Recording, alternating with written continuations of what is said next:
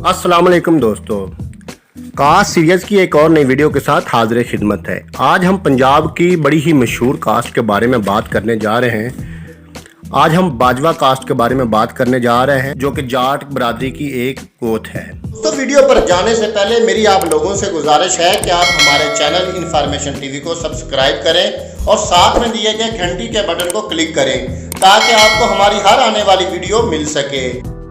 बाजवा बरसगीरो पाको हिंद में रहने वाला जाट बरादरी का बड़ा ही मशहूर और बहादुर कबीला है। ये माना जाता है कि जाट बरादरी में बाजवा एक बहादुर कबीला है। बाजवा के मैनी हॉक्स का कबीला और ये लफ्ज़ बाज वाला या बाज वाला से माखूज है। फारसी ज़बान में इसका मतलब बाज वाला शख्स या फाल्कन या हॉक्स का मालिक शख्स के हैं। फारसी ज़बान में बाजवा का मतलब टैक्स अदा करने वाला शख्स भी है। ये बाजूत या बजवात के बशिंदे हैं। बाजूत के मतलब बाजवा की सरजमीन के हैं। गुरदासपुर, सियालकोट, नारवाल के अजला बाजूत में शामिल इलाके हैं। ये इलाके पाकिस्तान और इंडिया की सरहद पर वाक़या है, इसलिए भारत और पाकिस्तान में इस इलाके को बाजूत सेक्टर भी कहते हैं।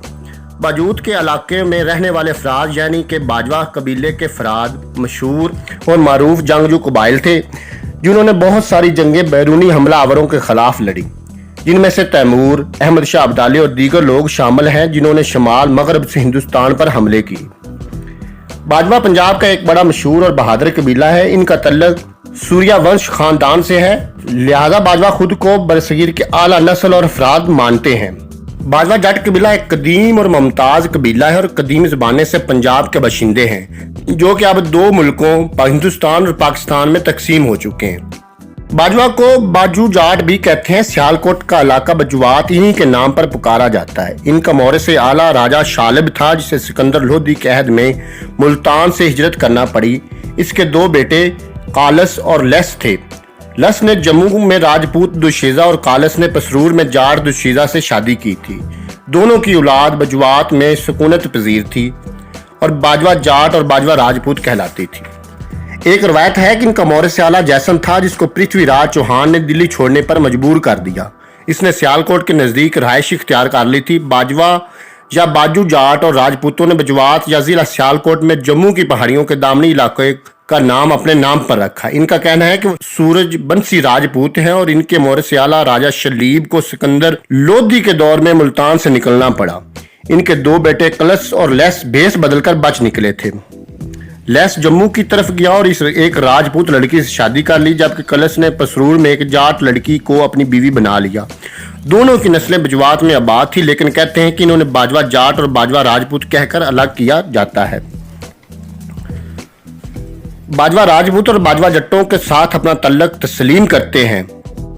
इस कबीले में मंगनी के मौक़ों पर खजूरें बांटी जाती हैं। ये रवायत गालबन वो मुल्तान से अपने साथ लाए, वो तकरीबन सियालकोट तक ही महदूद है, अगरचा कुछ तादाद में मशरक़ की तरफ पटियाला तक फैल गए हैं। इस वक्त ये पाकिस्तान के कमोबेश तमाम अजला में मौजूद हैं।